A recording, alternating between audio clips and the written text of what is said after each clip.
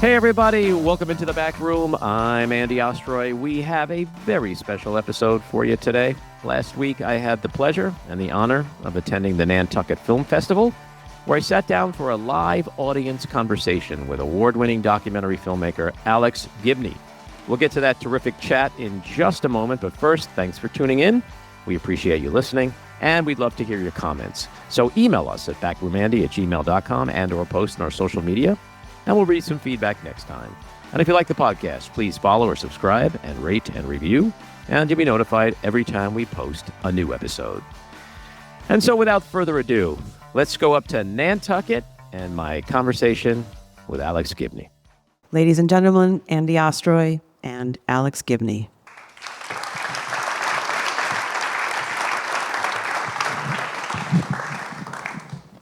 There once was a man in Nantucket whose films were so great.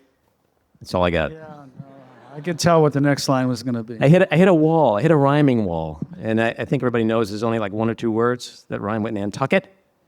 And this is a children's podcast, so we're not going to go there. Welcome, Alex, into the back room. Good to be here. Welcome to everybody in the audience. And welcome to the first annual Nantucket Winter Film Festival. I thought what we would do, since this is a deep dive, is to go back to childhood. Woo. Learn about the little Alex. Yeah. If you don't mind lying on the floor. No, I'll roll around. All right. Yeah. What kind of kid were you like? Were you one of those kids that at a certain age it was like walking around with a Super 8mm taking films? I don't know that that's true. I mean, I was more the kid who like took his glove down to the local playground and hung out looking for ball games. That's kind of who I was. And I was a difficult child, as my mother would tell you if she was around, but also the kind of kid who sometimes would just look out the window and kind of this sort of a vacant stare, sort of in dreamland. It took me years and years and years until, I was reckoning with some issues my son was having in middle school and high school to recognize that I was actually probably some sort of ADHD when I was a kid, but they didn't have those terms back then. So I just hung out, played sports, and looked out the window. And in terms of creativity, was there much of that in your family? Was there anyone who was a writer or had any kind of artistic Yeah, I mean, my interest? dad, my mom was a wrter. She ended up being director of health education at Children's Hospital in Boston. Actually, she had an important role in a book that many of us may have read, which is Curious George Goes to the Hospital. She was an advisor for the Rays on that book, and I lived with her in Cambridge. She and my dad were divorced. My dad was a writer. He was an author of many books. He was a journalist for Time, Life, Newsweek, and then ended up being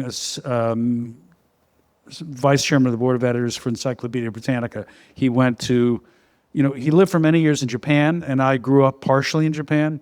And one of the things he did was to, back when there was such a thing as an encyclopedia, before we had the internet, he would go to countries, famously first Japan, and figure out how to translate the Encyclopedia Britannica into Japanese, and he did it in Korean, and he did it also in Chinese with Deng Xiaoping. So he had an interesting career. And then the other person who was formative in my life was after my mom remarried when I think it was 1969. She reconnected with a guy named William Sloane Coffin Jr. Coffin is a well-known name in Nantucket. Anyway, he was the chaplain at Yale, very much of an activist, and he was in Boston because he was on trial with Dr. Spock for conspiracy. And so they reconnected while he was on trial, and then they got married, and he, I think, also was a formative influence on me, particularly when I was a teenager. Yeah, you've been quoted as saying, there was something about my father, my mother, and then my stepfather.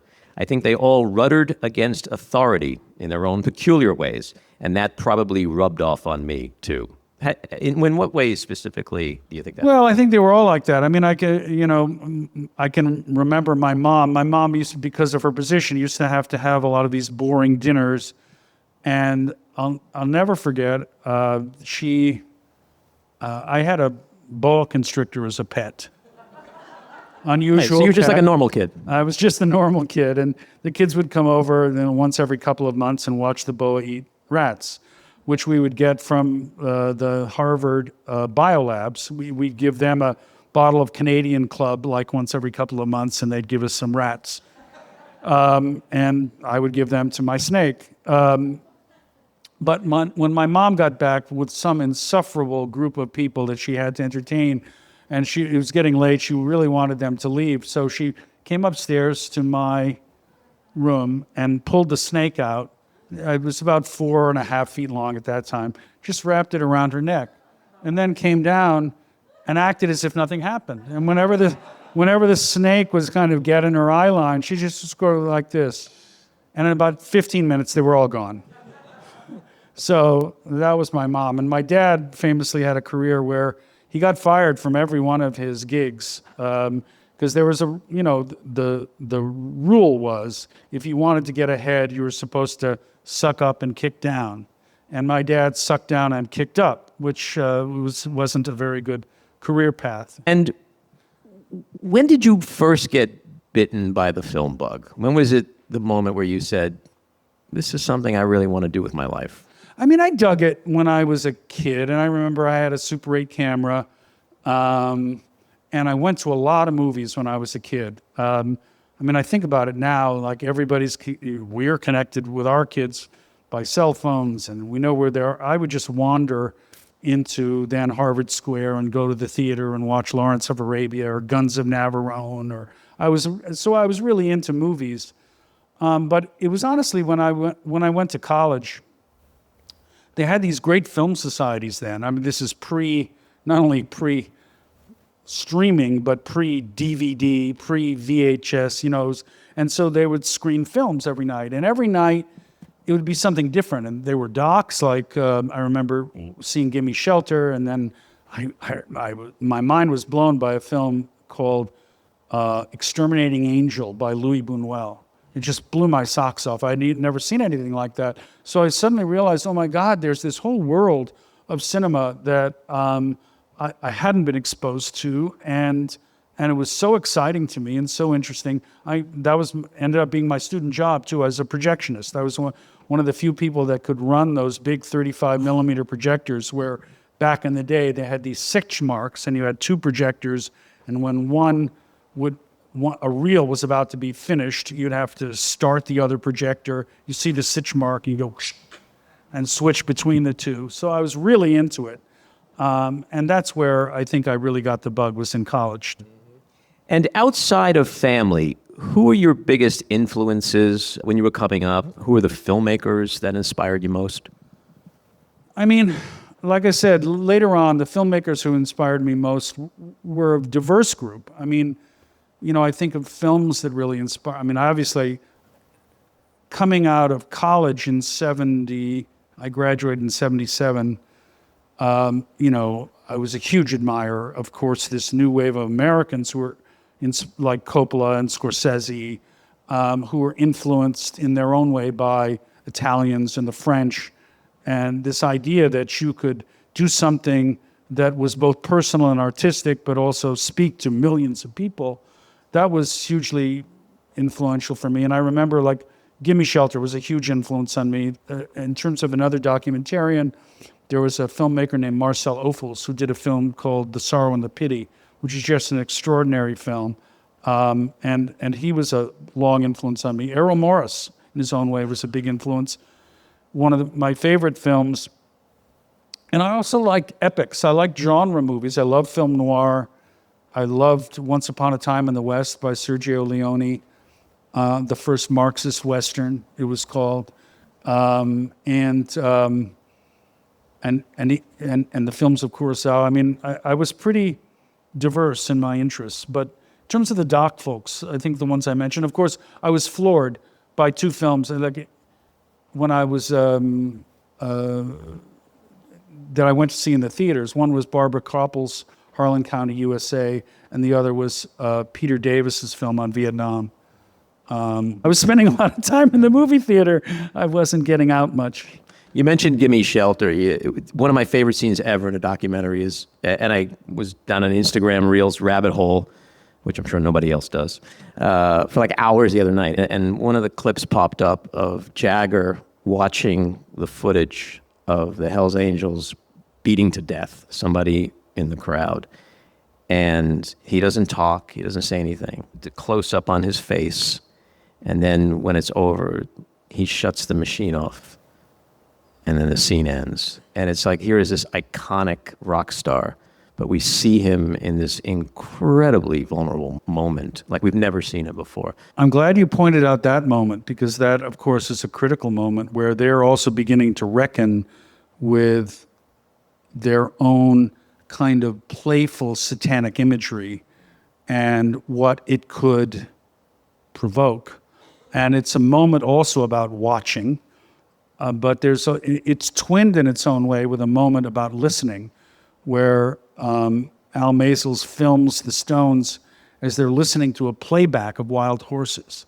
And that's all it is Wild Horses being played back and the Stones listening. But it's magical because you hear the music differently when you're watching them listening, and you learn something about them as they're listening to their own work. And it's very simple in its own way, but with the poetry of the camera and the willingness to invest in a moment like that is super powerful. The other thing I would say about that film, which is underappreciated and something that I think contributed to my own work, is it's directed by the Maisels brothers, yes, but there's a third director that is rarely mentioned, Charlotte Zwerin, and she was the editor. And she took a film that was essentially a cinema verite film and turned it into a murder mystery. It's a very elegant construction, particularly for a verite film, and she owes a lot. I mean, she deserves a lot of credit for that movie, and that investigative aspect, but within an unruly environment, is something that I think inspired me a lot. And what about mentors? Did you have people that you literally either worked with on some level or served in a mentor capacity? You know what? I would have to say that the blessing and the curse of my career is that I really didn't have a mentor. I kept trying to get jobs. There was this documentary unit at ABC called ABC News Close-Up. I tried to get a job there, rejected. I tried to get a job a number of places, and I couldn't. And my wife will tell you I spent a lot, who was here today, will tell you I spent a lot of time trying to get jobs that I didn't get. But one thing I learned along the way was, and I guess I learned it at UCLA Film School, was, if you, and actually Louis Buñuel was onto this idea too, if you learn to be a producer and you can raise money and prove to people that you spend it responsibly, you can hire yourself as a director. And that was good. That was good news for me. The other mentor I had, if I had one, I worked for a few years as a scripted film editor, and I worked for a lovely guy on the first full feature that I directed, which was a movie called The Golden Seal. It was The Black Stallion, but with seals. It wasn't a big success, but the director, the editor was a lovely man named Robert Q. Lovett, and he had cut some interesting films. He had cut the original Taking of Pelham 1, 2, 3, and he'd also then went on to be nominated for an Academy Award for Cotton Club. He was a very sort of dark character, but had a great sense of humor, sort of twinkle in his eye, and a real sense of precision when it came to telling a story cinematically. So I learned a lot from him. I've interviewed a lot of filmmakers, from Ken Burns to Judd Apatow, Barry Sonnenfeld, and documentaries, narratives. I always like to ask how you get involved with the projects you get involved with, and the answers typically range from, it was a real passion project, I had to do this film, to somebody called me and offered me a big paycheck, And so I'm curious to know, how do you choose your films, and are there typically films that choose you in some way? I would say that generally speaking, they choose me. It's like, oh, you'd give me money to make a movie? Sure, I'll do that. But in peculiar ways. Now, because the thing I learned, I should say the other learning moment I had was I got to serve as producer for a series called The Blues that was executive produced by Martin Scorsese. It was a series of filmmakers, fiction filmmakers, who were going to do documentaries on the blues. Scorsese was one, Eastwood was one, Wim Wenders, Mike Figgis, Antoine Fuqua, Charles Burnett, Mark Levin, and watching them work was super interesting. I was the producer, but I was watching them work because each one had their own relationship between the unruliness of real life and a kind of personal way into the material. So as filmmakers, they exercise a sort of a personal vision, but all the while respecting the unruliness of the real world that they were portraying. And that came to be helpful later on, because it was like, if you had an opportunity to do a film, not one that you thought, I've got to make this film and go out with a kind of a tin cup, but if you got an opportunity to make a film, the thinking that went on was, how could I make this film in a way that would be interesting to me? So it's sort of that idea of like, luck is where opportunity meets the prepared mind. So you get lucky sometimes. You get offered a film, and such happened with me with in a small way with the Trials of Henry Kissinger, because I had known this guy Christopher Hitchens, and I teamed up with Eugene Jarecki, but in a really big way with Enron, the smartest guys in the room. It was a very peculiar instance where I was desperate for work. I didn't know where I was going to get my next gig, and I was talking to a guy named Jason Cleo, who had just been given a brief by Mark Cuban to do films on HD. HD was a big deal then, and Mark Cuban had a channel called HDNet. And so this was HDNet Films, and I just mentioned Enron. And Jason said, that's interesting. Why don't you write Mark a note? He's a very binary guy. Send him a short note about what you want to do and why, and tell him what the budget is. And then he'll text back either yes or no. So I did. I got back yes. I was like, okay. I wish I'd asked for more money. I love how you say you were desperate for work, and then you end up getting nominated for an Oscar for that film. It's kind of a sweet thing. It was a really unusual film because we did a lot of things in that film that were unexpected, mostly because I didn't particularly know what I was doing. But having spent that much time watching the other directors work on the blues film, I knew that I was empowered to kind of go there if I was interested in going there. And so, it worked out, but there was a lot of experimentation on that film in a way that was a ball, both because I had these hugely capable people working with me. One was Maurice Alberti, the cinematographer, and the other person was Alison Elwood, an extraordinary editor. And that was the other thing I learned working for the Samuel Goldwyn Company. Sam, who's a lovely man, had one flaw, I think, which was that he tended to hire people that were not as talented as he, because then he could control them and feel that he wasn't being one-upped. And I learned from that you should do just the opposite. You always hire people who are more talented than you to elevate the material. And many brains are better than one. So, thank God, like on that film, between Maurice Alberti and Alison Elwood and all the other people who worked on it, we found a way forward. So when I was putting my thoughts together for this conversation, I was trying to find, is there a common thread to your work?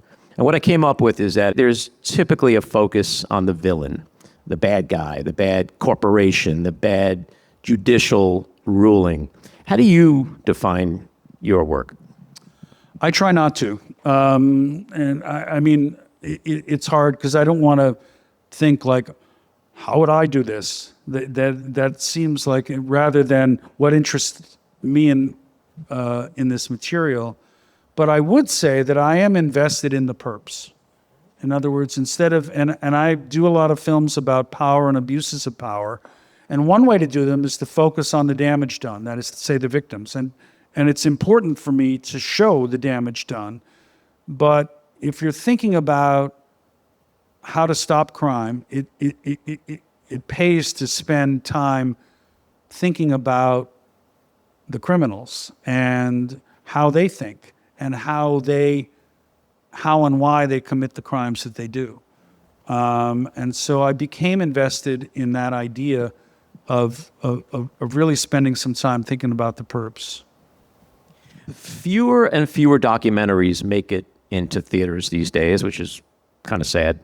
And the streamers are so heavily focused on true crime, celebrity biopics, which includes actors, filmmakers, musicians. Is it harder to make a doc today that doesn't fit into those categories? Yes. And I find that tragic because there's never been a moment in time where the documentary form is more elastic, more innovative. You have, you know, popular. Huh? And popular. And popular. I mean, in a way, we're in a kind of a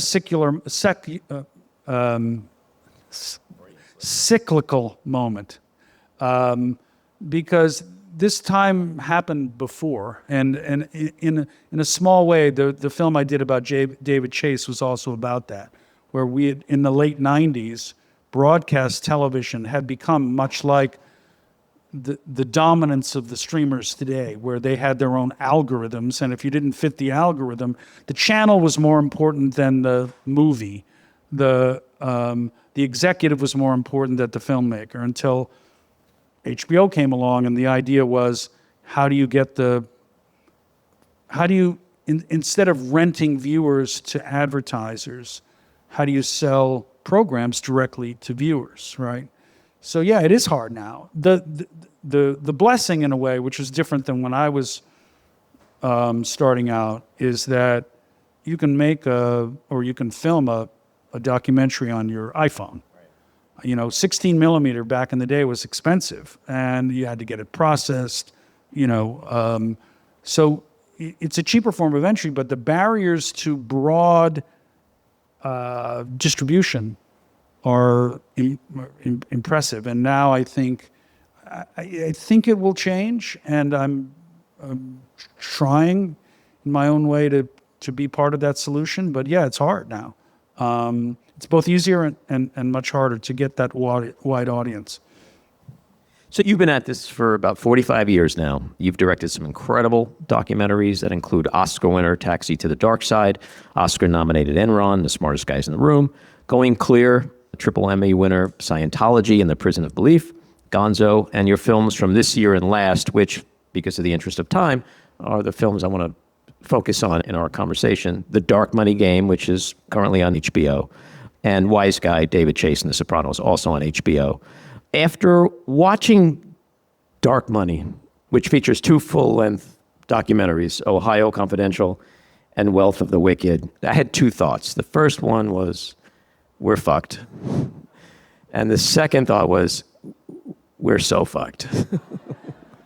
So, are we fucked? Talk me off the ledge.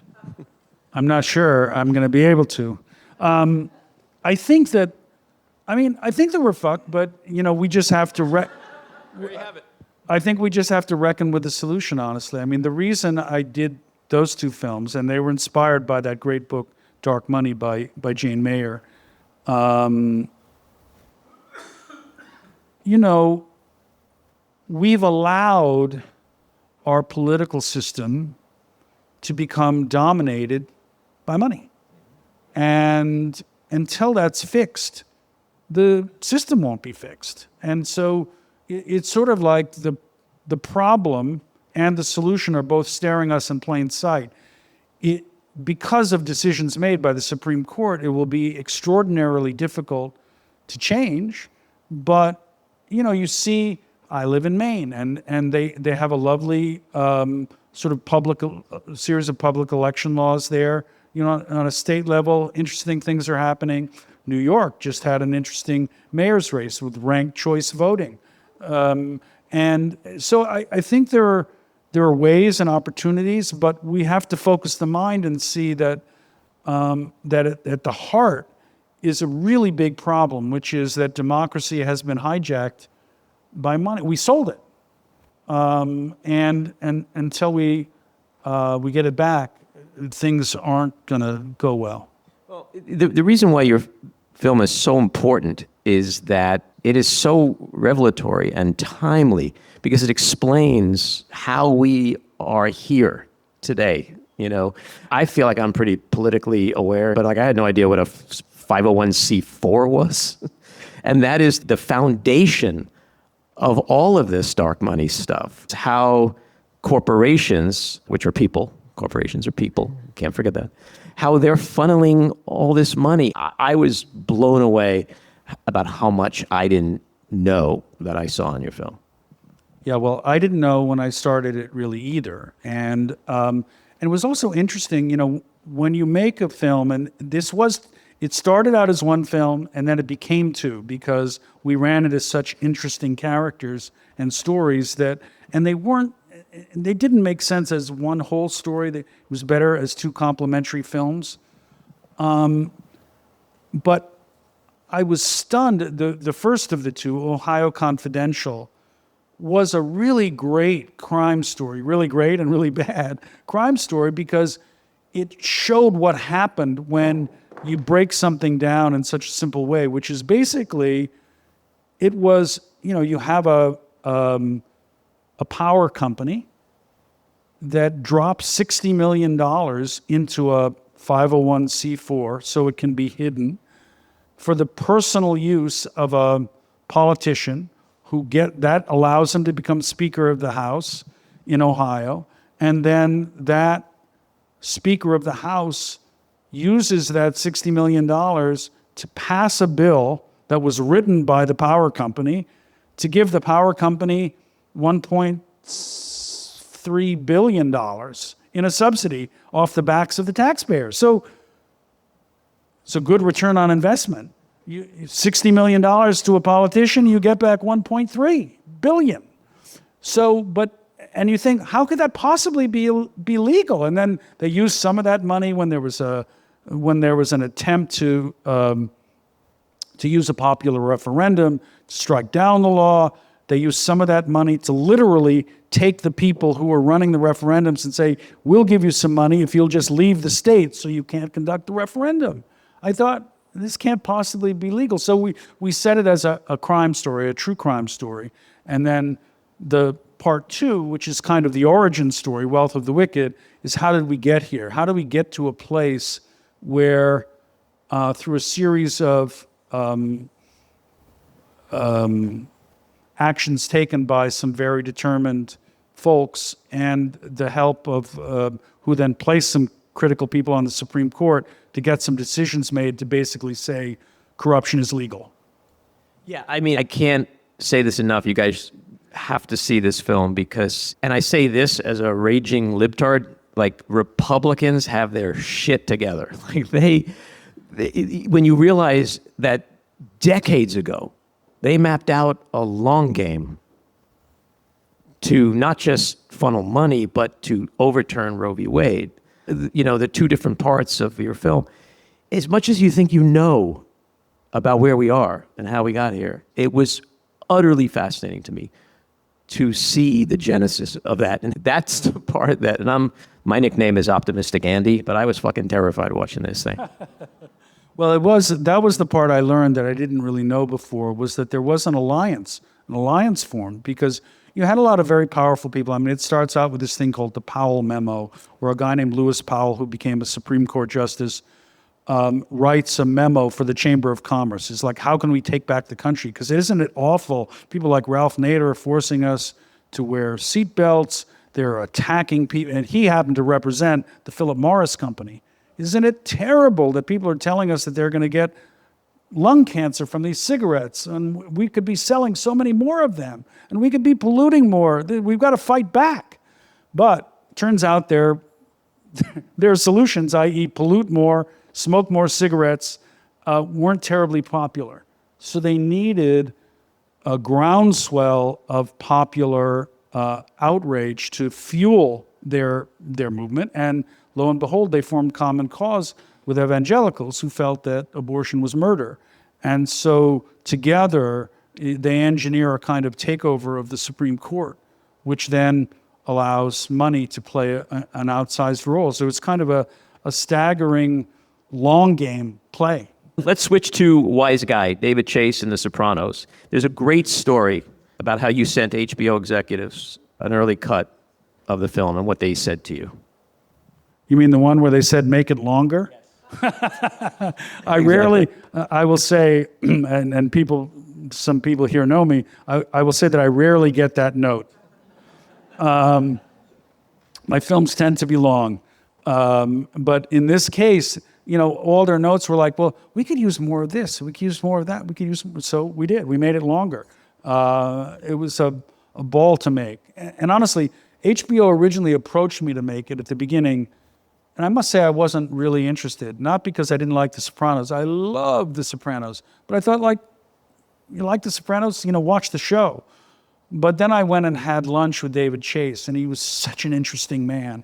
And also the story of how something so personal, which was basically his tormented relationship with his mother, could become the GOAT of television series of all times. That's where it started.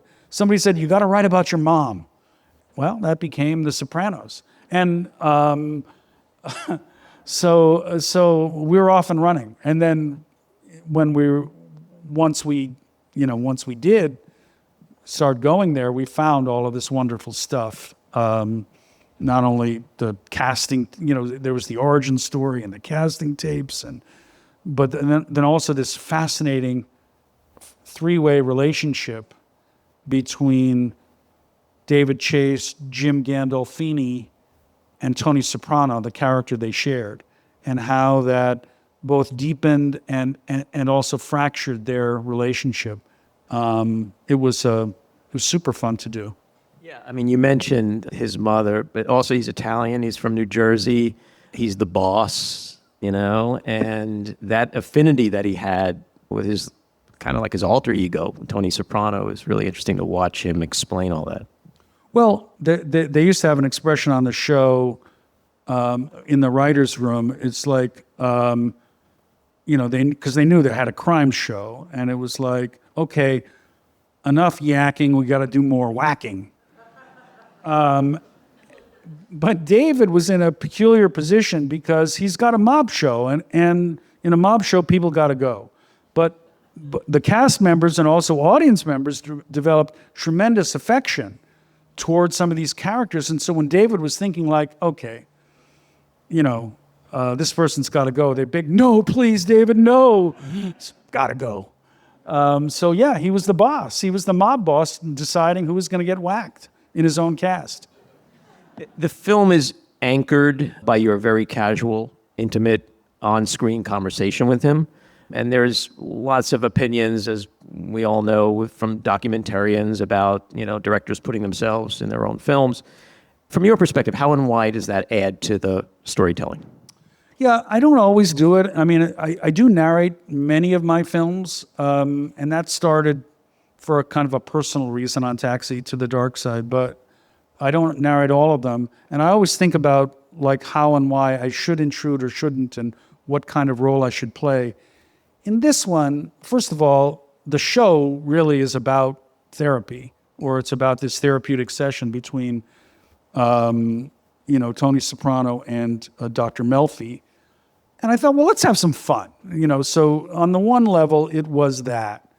But then I also reflected on the idea that, at least with a number of high-profile characters I had interviewed over the years, I think in particular of the former governor of New York, Eliot Spitzer, I remember after the 5th time I sat down with him, and each time it was more and more difficult to get him into the chair, but he relented. So there was a pause, and we were finished, and we did room tone. And then he looked at me and said, "So, same time next week?" And because there is something about a conversational process that evokes what Freud called the talking cure. And I do think, and we integrated it into the film itself, when I spent the first morning talking, and we didn't talk at all about The Sopranos. We talked about David's childhood, growing up, what movies he liked, what music he liked, his problems with his mother, the failure of his dad, And then at some point he realized, much as you often do at the beginning of a therapeutic relationship, it's like, I've revealed way too much. I don't like this process. This is making me feel uncomfortable. And he threatened to walk. And I thought, we built this big set, like we don't have that big a budget, and he's going to leave, and we haven't even gotten to The Sopranos. But I was able to talk him back, and we continued. So it was a combo. It was supposed to be fun, but it did intend, or I hoped it would also lean into the therapeutic. And that's why we have that kind of, really crazy montage of him recalling his childhood at sort of rapid pace, early on in the film. And then he stops himself. He said, I thought this was going to be about The Sopranos. I didn't realize it was going to be about me. Well, it's funny because, to me, he's a genius. He is. He's iconic. You're iconic. You're a filmmaker. You're sitting there talking to him. It's not like you're fresh out of film school. But there are moments where, you would ask him a question, and he's kind of quietly mercurial, and you could see him processing in his head before he answers. But sometimes it feels like he's looking, and then he's you feel like he's going to say, I want to kill you. He could. And so I want to know, when you sit with him, specifically for this film, but just in general, are you ever intimidated by the people you interview for your films? I think to some extent, I mean, the answer is yes, of course, and not just the powerful people, but sometimes other people. I mean, it's both an intimate exchange, but also an artificial one where you're sitting down with someone. And of course, you can get to know them a lot of, sometimes you can do it a different way and get to know somebody and then sit down. But surprising and interesting things come up where you take an artificial situation and create an intimacy. And so there is a degree of intimidation, I think, on both sides. So, yeah, whether it's powerful people or sometimes people that I feel have something very important to tell me, and I hope I can persuade them to tell me. A lot of people think The Sopranos is the best television show ever. What do you think? I do. I mean, in some ways, there's no best in cinema. It's like, but to me, it's the GOAT because it changed the game. It changed the game from renting viewers to advertisers to people being engaged by characters who are deeply flawed. Because TV in and of itself was supposed to be the medium where the good guys are rewarded, the bad guys are punished. We have to enforce a kind of morality. And the writers on The Sopranos always struggled with that. They were getting these fan letters about Tony Soprano, and the writers were thinking, this is not a good guy. This is a bad guy. He kills people for a living. And they kept trying to get him to do worse and worse things. And the more he did, the more the fans liked him. I think because he reflected that uneasy balance in all of us between good and bad, between doing the right thing and doing the wrong thing. And that's what made it, to me, the GOAT. That it changed that. It invested in people's frailty and contradictions in a way that, very often TV hadn't done before. Yeah. I mean, he was just a suburban dad in the waste management business, right? Right. No spoilers, but the end of Wise Guy is epic, in my opinion. Yeah, less said about it, the better. Yeah. So in our last few minutes, I want to do a little lightning round, maybe go through some things quick. I'm not. My We're gonna- mind doesn't move very fast, but I'll We're gonna do my best to catch up. We're going to really deep dive here. Okay. Do you typically work with the same team, DP, editor, et cetera? A rotating team, depending on films. So yeah, there's a few editors I love, a few cinematographers I love. So yes. Is there an individual, dead or alive, or a specific subject that you'd love to make a film about? Yeah, I really like to make a film about my parents. Everybody does. I want to go where David I Chase don't. went. No, I both my mom, my dad, and my stepfather. And I haven't been able to figure out either how or who would give me the money for such thing. But I would be interested in doing that. What project would you say you're most proud of? Proud is hard. It's sort of like saying what's best. I can tell you the one that's most personal, and I mentioned it briefly earlier, which is it was Taxi to the Dark Side, because there was a critical moment at the end of the editing process where we wondered whether or not we should put some footage of my father in, because I'd filmed. My father had been the film's about the Bush administration's policy, and I say policy of torture, and so my dad had been a Navy interrogator in World War II, and he was just so furious about this that even as he was on an oxygen machine close to his death, he asked me to interview him. I did. I finally showed the team the footage, and we agreed to include it. On Enron, I had an actor, Peter Coyote, who now is famous for narrating all of Ken Burns' films. I like to say I introduced Peter to Ken. But after my dad was in the film, I just didn't feel like I could have an actor read the narration.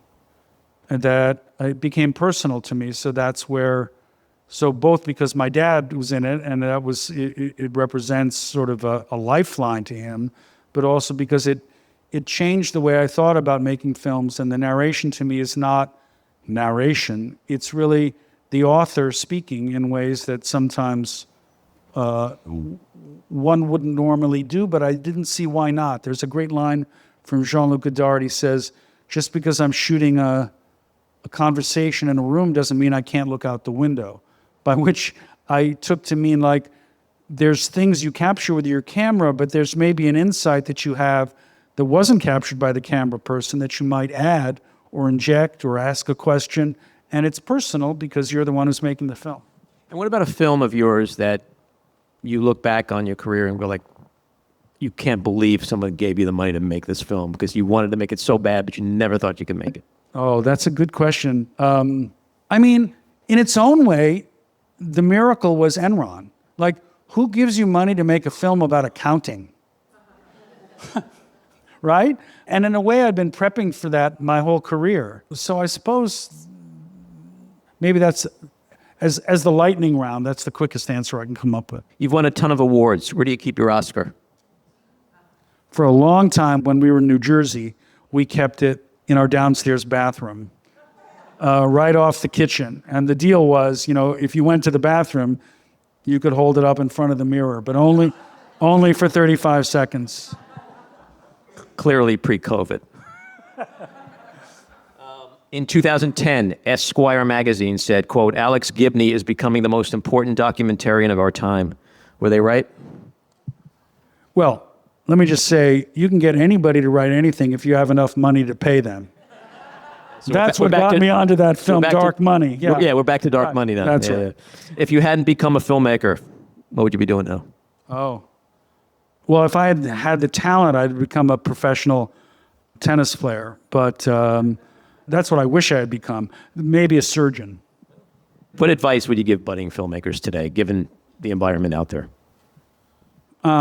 There's professional advice, and then there's, filmmaking advice. And the filmmaking advice would be curious.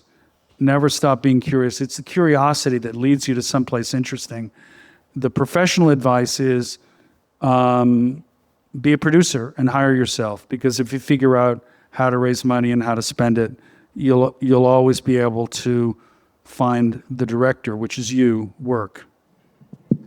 And last quick question. I know there's not a whole lot you can say about it, but you're making a film about Elon Musk. What the hell is that going to be about? Good question. I'll get back to you on that. All I will say is that HBO, for the second time, gave me the same note. And not very long ago, after seeing a cut, they said, make it longer. So that's what we're doing. We're making it longer. All right. Alex, this was awesome. Thank you so much Thank for you, Andy. doing this. Thank you. This episode of The Back Room was edited and produced by me, Andy Ostroy. It was co-edited and co-produced by Maddie Rosenberg and co-produced by Jen Hammoud. Our theme song was composed by Andrew Hollander, and our logo was designed by Cricket Langell. And special thanks to Patricia Wind. Please take a moment to rate and review the podcast, and also follow or subscribe. Until next time, keep your eyes on Washington, Hollywood, and your own backyards, and have a great week.